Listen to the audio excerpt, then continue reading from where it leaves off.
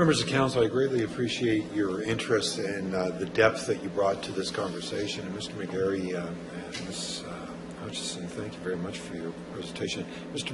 McGarry, if you'll just entertain me just for a moment, if you don't mind.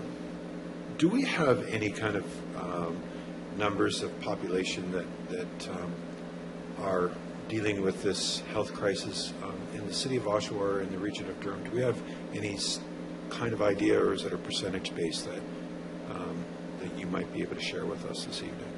I think probably, I'm going to turn toward my colleague. I think it's likely a percentage basis.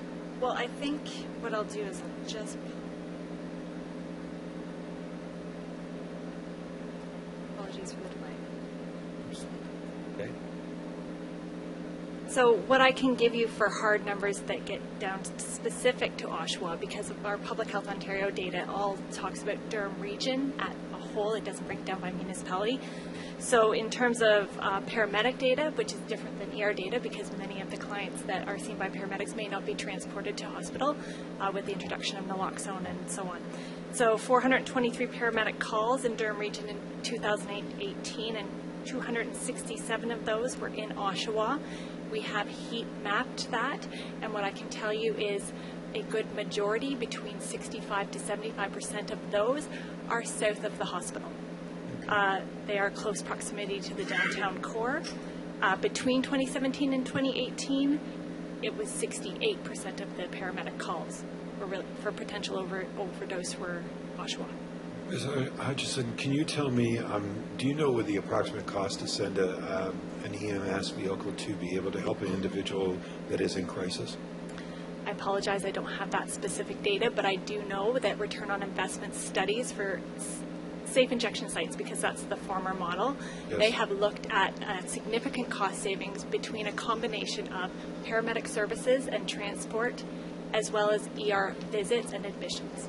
And I would imagine also fire also goes to many of those calls. Correct. Because I've heard from our fire prevention officers or our fire suppression officers that I think that they have visited close to 400 calls themselves. So yes, it goes there. So we yes, don't know the numbers. Mr. McGarry, the data that you're going to be able to collect based upon this, because you really are wanting to find out what, as you go through this process, is it working? Are we reaching those kind of things?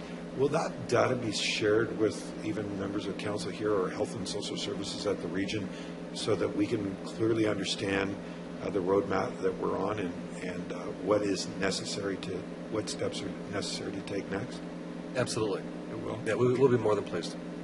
Would that also, and I'm getting into the weeds and I do apologize, but would that give us some indication in regards to sex, gender, age, geographics? Would that be part of the epidemiologist's information? Yeah.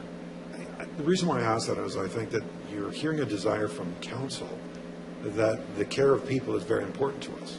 And this council, matter of fact, made some decisions through its budget process to make sure that those that are suffering in our communities, that we wanted to do some extraordinary things to be able to meet their needs.